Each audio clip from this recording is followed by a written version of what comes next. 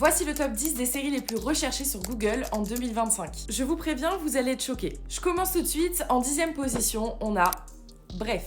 Honnêtement, ça m'étonne pas tant que ça parce que déjà, moi, j'ai adoré la série et en plus de ça, elle a bien marché. Et je sais qu'elle a touché beaucoup d'entre nous. Voilà, qui a pleuré? Moi. En 9e position, on a Astérix et Obélix, le combat des chefs. J'ai été ultra étonnée de voir une série d'animation française dans le top. Voilà, c'est tout. Mais au-delà de ça, j'ai adoré la série, je la trouve ultra drôle et je crois qu'elle a eu de très bons retours. Mais je m'attendais quand même pas à ce résultat. Voilà. En 8e position, on a The Last of Us. Honnêtement, je m'y attendais parce qu'on a eu une saison 2 magistrale qui est sortie en début d'année. Et je veux pas vous spoiler, mais je suis encore choquée de la mort de vous savez qui. Avant de continuer, sachez que toutes ces données proviennent de Google, qui récapitule toutes les tendances de recherche en 2025 dans de nombreuses catégories. Là, par exemple, je vous fais les séries, mais il y a aussi les films, la mode, le sport, l'actualité, etc.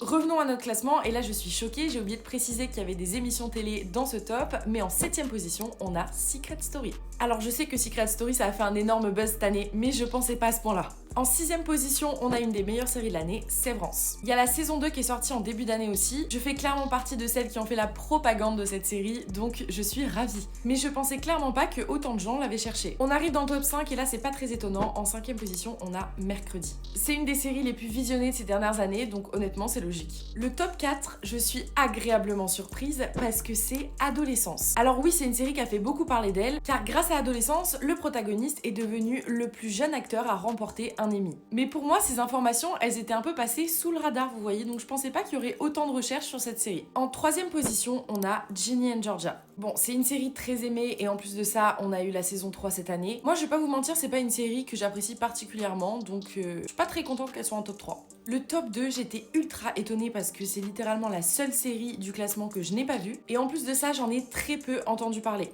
Et cette série, c'est à vous de le découvrir en commentaire. Bon, je passe directement au top 1 et là, sans surprise, et je suis ravie, c'est Squid Game. Bon, on a eu la saison 3 et le grand final de Squid Game cette année. C'est une série qui a été top 1 dans limite tous les pays du monde, donc je ne suis absolument pas étonnée. Mais j'en reste pas moins très heureuse parce que je suis extrêmement fan de K-drama et je suis trop contente que le top 1 soit un K-drama. Bref, est-ce que je suis la seule à avoir été surprise de ce classement? Et n'hésitez surtout pas à aller voir les autres tendances de recherche 2025 de Google parce que je vous assure qu'il y a des classements qui m'ont choquée.